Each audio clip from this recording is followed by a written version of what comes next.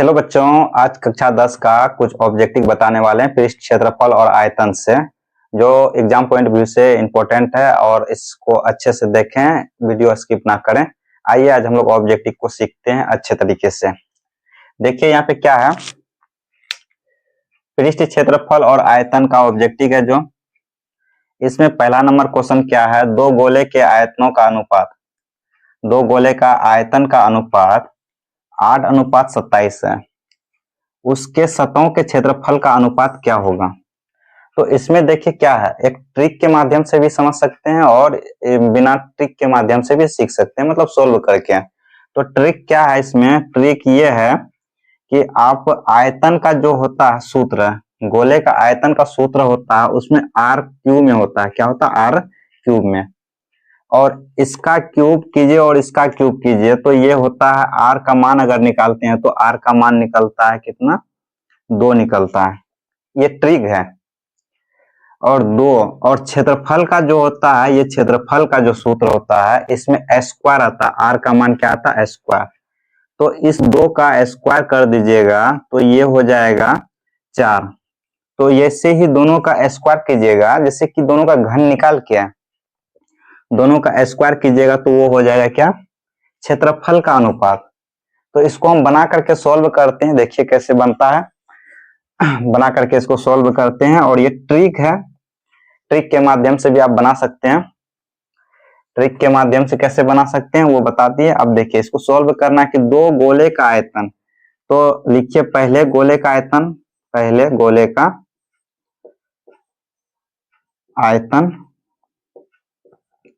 और बट्टे में लिखिए दूसरे गोले का आयतन। अनुपात का मतलब होता है बट्टे, अनुपात का मतलब होता है बट्टे। दूसरे गोले का आयतन, दूसरे गोले का आयतन।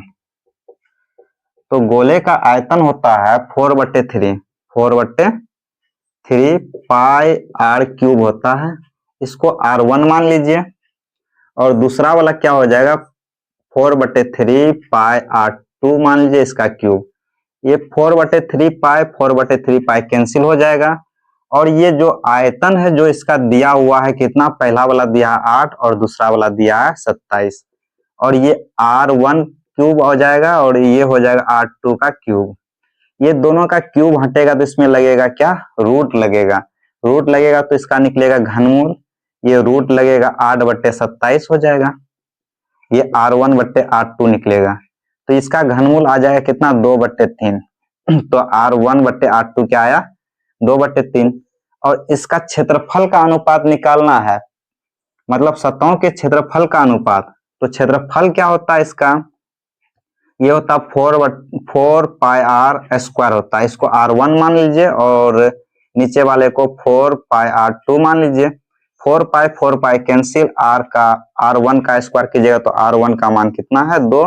R2 का मान कितना है? 3। इसका स्क्वायर कीजिएगा और यही हो जाएगा इसका आंसर।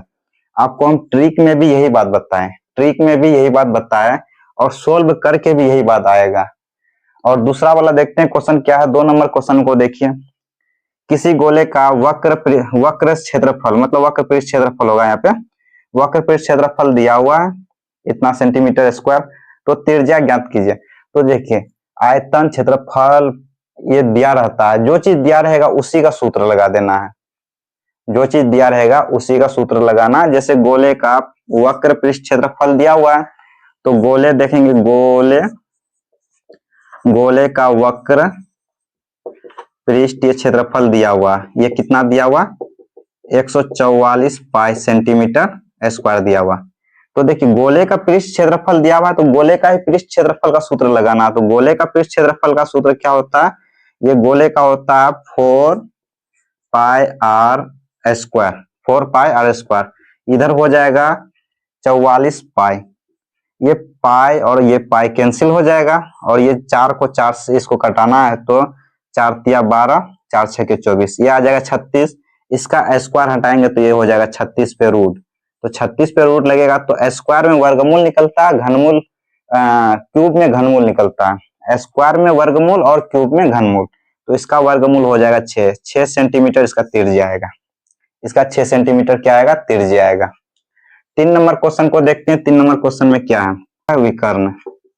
ये विकर्ण दिया हुआ, विकर्ण कितना 6√3 सेंटीमीटर दिया हुआ, ठीक ना। घन का विकर्ण दिया हुआ है, जो चीज दिया रहेगा उसी का सूत्र लगाना है।